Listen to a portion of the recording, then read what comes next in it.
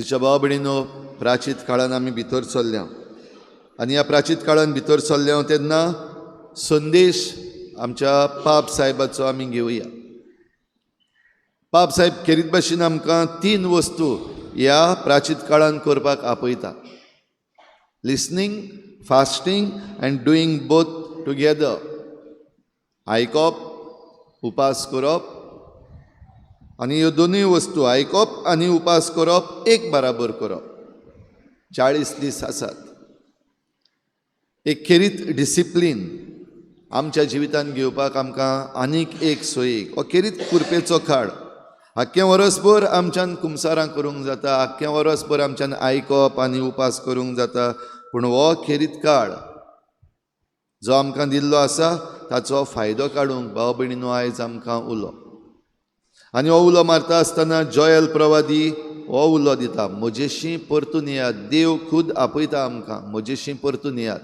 वचोंक ना काय आमी पयस देवा कडलीं आमच्या ल्हान ल्हान पातकां वरवीं वा आमच्या असक्तायां वरवीं वो ह्या संवसारी वंडावण्या वरवीं वो आमच्यो कुडीच्यो वंडावण्यो आसात तांचे वरवीं आमी देवा कडलीं पयस वचूंक ना काय दुबाविरीत गेल्यात. घोडी आमी कितलेंय म्हणत ना हांव देवा कडलो पयस वचोंक ना, हांव देवाचो मोग करता, आमी सगळीं देवाचो मोग करता, पूण देंवचार आजून पासून आसा आनी आपणा वाटेन आमकां ओडटा आनी आमकां खबर नासतना ओडटा. आयज जायत्या सवें हें घडलेलें आसा. हें म्हणप I did not know it is a scene, तें पातोक म्हण म्हाका खबरूच नासली. आनी देखूनच पाप साहेब आमकां आपयता, लिसन, आयक. आयज आयकपाचें जायतें आसा जें आमी आयकपाचें सोडलां. आमकां आयकूंक येना म्हण न्हू, आमकां बरें आयकूंक येता, पूण आमी कितें आयकता ताचे विशीं आमी हे पावटीक बरीशी चोतराय धरया. पयले सुवातेर देवाक लागशिल्ल्यान आयकप भोव गरजेचें. आनी हो काळ आमकां देवाचें आनीक बरे भशेन आयकूंक एक सयेक जावं पवित्र पुस्तक वाचून वेगवेगळे रेतीर जातात तातूंत भाग घेवन आमचेच आमी ओगीच गुप्ती बसून आमकांच वेळ दिवं. जशें जेजून शुभ वर्तमानान जेजून हे आपल्या आपोस्तलांक सांगलें, वो आपल्या शिसांक सांगलें, तूं मागणें करता तेन्ना तुजी आनी तुज्या देवा भितर वच, कुडान वच, दार धांपल्या उपरांत गुप्ती आसलेल्या तुज्या बापा लागीं उलय, ताका मागणें कर. जाल्यार हें मागणें म्हणल्यार फकत मागप न्हू, सायबा हें दी तें दी, हें दी तें दी, हें केलां तें केलां, ना. आयकप, मागणें म्हणल्यार आयकप. आनी हें आयकप आमी शिकूंक आमकां पाप साहेब खेरीत भाशेन उलो मारता. आनी म्हाका दिसता हो उलो सारको आसा, रेलेवंट सारको. कित्याक आमी आयज देवाचें आयकपाचें सोडलां. आनी आयकपाचें सोडलां कित्याक भायले आवाज चड जाल्ले आसात. संवसारी आवाज आयज चड जाल्लो आसा सगळे वाटेन.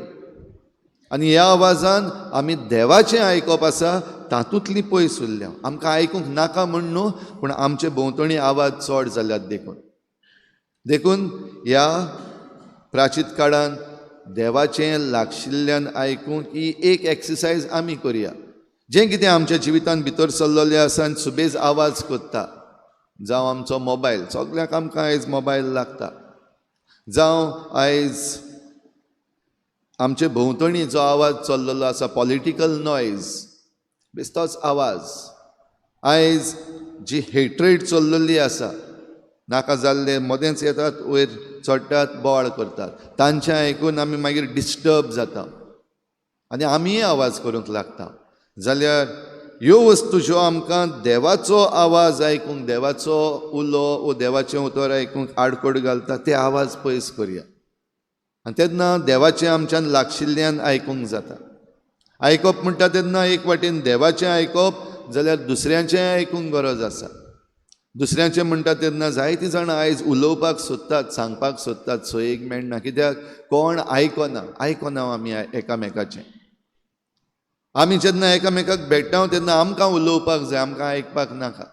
भोव करून आमचीं केस्तांवां जातात जाल्यार आर्गुमेंट्स, डिस्कशन्स, आमकां उलोवपाक जाय.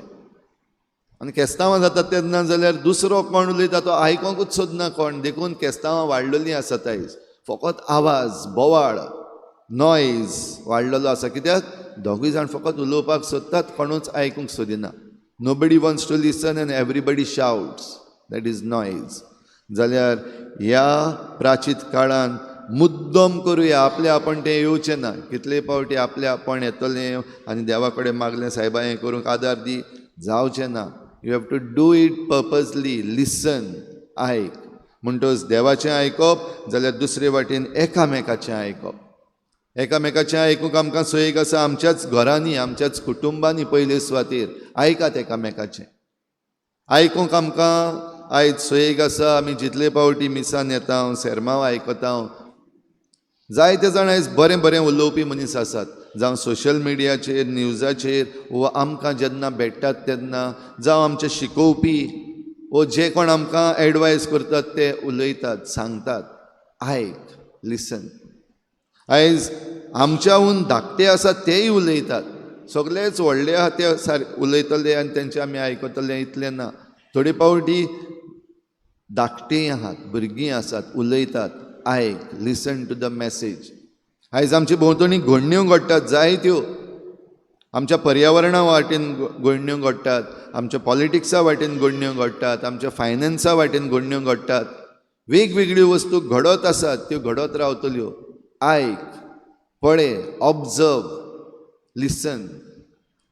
हें करूंक भाव भयणीनो आमकां करपा मागता आसतना देवाचो उलो जो आसा, परतून म्हजेशी येयात, हें आमी आयकलां काय ना तें दाखोवपाक तुमचीं आंगोस्त्रांनूय तुमचीं काळजां पिजात.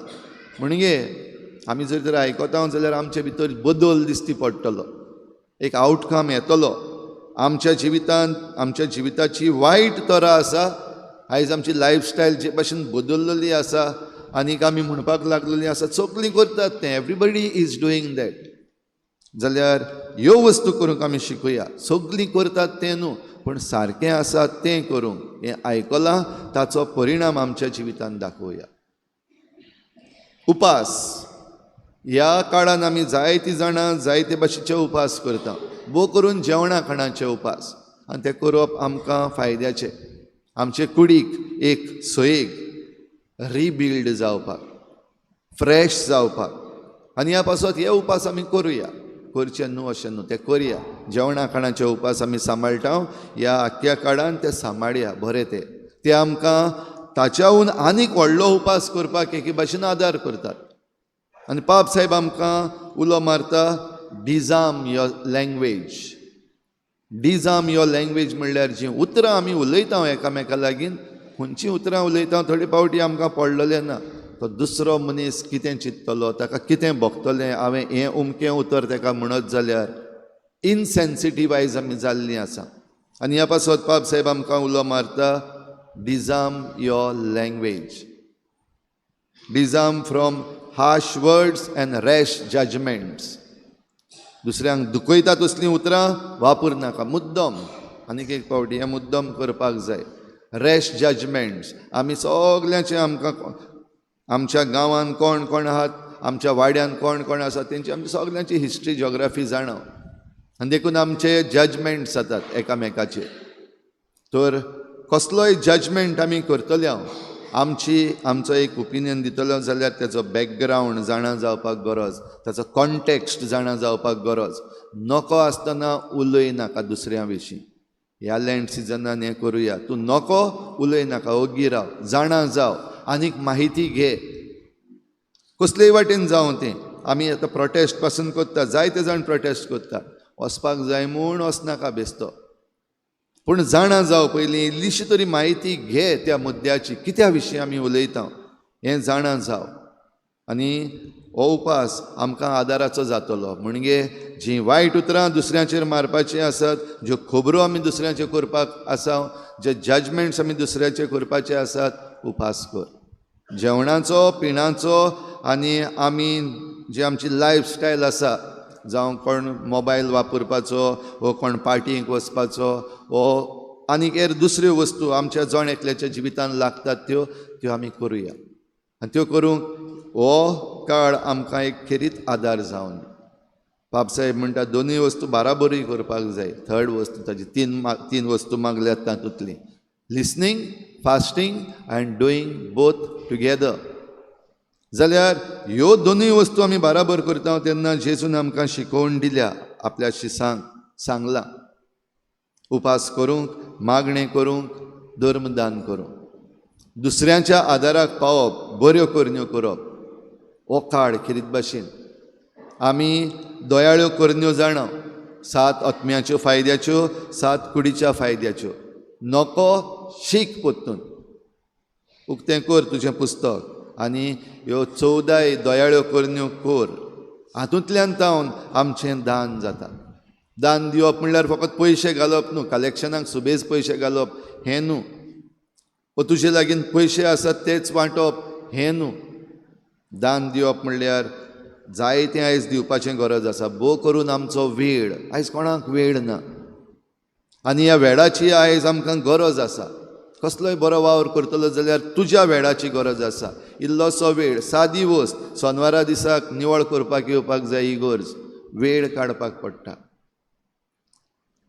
ह्या काळांत आमी जायते वेगवेगळे पावटी खुर्साची वाट करतल्या. शुक्रारा दिसाक इगर्जेन जाता ती एक भाशेन आमच्या समुदायांनी खुर्साची वाट जाता.